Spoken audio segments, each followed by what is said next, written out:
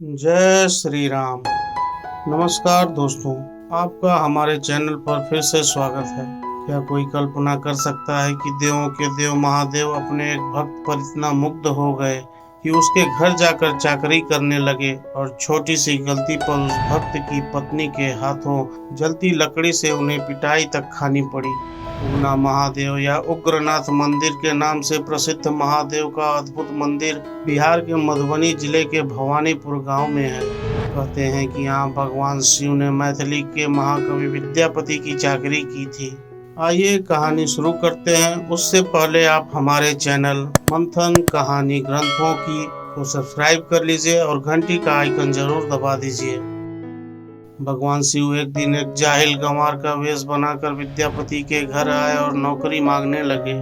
विद्यापति को शिव जी ने अपना नाम उगना बताया। विद्यापति की आर्थिक स्थिति अच्छी नहीं थी, इसलिए उन्होंने उगना को बतौर नौकर अपने घर में रखने से मना कर दिया। लेकिन भगवान शिव मानने वाले कहाँ थे। पगार के बजाय सिर्फ 2 वक्त के भोजन पर नौकरी करने को तैयार हो गए। विद्यापति की पत्नी ने कहा, उगना बड़ा नेक लड़का लगता है, रख लीजिए। विद्यापति ने पत्नी की बात मान ली और उगना को घर पर रख लिया। एक दिन विद्यापति उगना के साथ राजा के दरबार में जा रहे थे। तेज गर्मी की वजह से विद्यापति का गला सूखने लगा, लेकिन आसपास जल का कोई स्रोत नहीं था। विद्यापति ने उगना से कहा कि कहीं से जल का प्रबंध करो, अन्यथा मैं प्यासा ही मर जाऊंगा। भगवान शिव कुछ दूर जाकर पेड़ों की आड़ में छिपकर अपने वास्तविक रूप में आए। जटा खोलकर उन्होंने लोटे में जल भर लिया और फिर उगना रूप में विद्यापति के सामने पानी भरा लोटा रख दिया।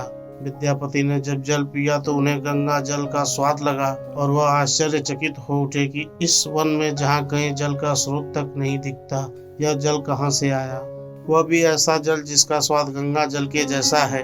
कभी विद्यापति को उगना पर संदेह हो गया कि यह कोई सामान्य व्यक्ति नहीं बल्कि स्वयं भगवान शिव है।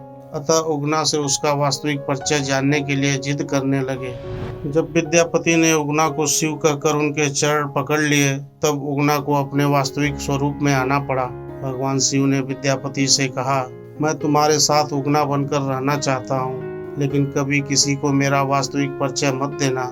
जिस दिन किसी को मेरा वास्तविक परिचय दोगे, मैं तत्क्षण ओझल हो जाऊंगा। विद्यापति को बिना मांगे संसार के ईश्वर का सानिध्य मिल चुका था। उन्होंने शिव की शर्त मान ली। एक दिन विद्यापति की पत्नी ने उगना को कोई काम दिया। उगना उस काम को ठीक से नहीं समझा और गलती कर बैठा। विद्यापति की पत्नी इस गलती से नाराज हो गई और चूल्हे से जलती लकड़ी निकालकर उगना की पिटाई करने लगी। विद्यापति ने जब यह दृश्य देखा तो अनायास ही उनके मुंह से निकल पड़ा, ये क्या अनर्थ कर दिया। यह तो साक्षात भगवान शिव हैं, इन्हें जलती लकड़ी से मार रही हो। विद्यापति के मुंह से यह शब्द निकलते ही शिव वहां से अंतर्ध्यान हो गए।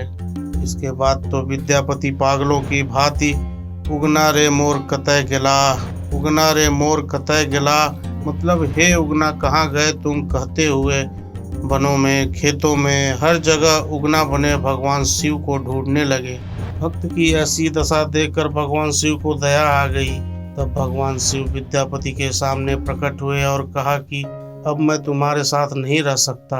उगना रूप में मैं जो तुम्हारे साथ रहा, उसके प्रतीक चिन्ह के रूप में अब मैं शिवलिंग के रूप में विराजमान रहूंगा। इसके बाद शिव अपने लोक लौट गए और उस स्थान पर शिवलिंग प्रकट हो गया। उगना महादेव का प्रसिद्ध मंदिर वर्तमान में मधुबनी जिले के भवानीपुर गांव में स्थित है। आज के लिए बस इतना ही। हम कल फिर आएंगे नया अध्याय लेकर। हमारी कोशिश सिर्फ कहानियां सुनाना नहीं है, बल्कि लोगों को धर्म के पास लाना है। जय शिव शंकर, बम बम भोले।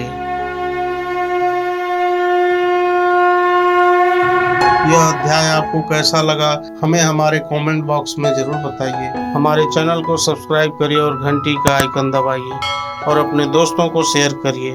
धर्म की जय हो, अधर्म का नाश हो। जय श्री राम।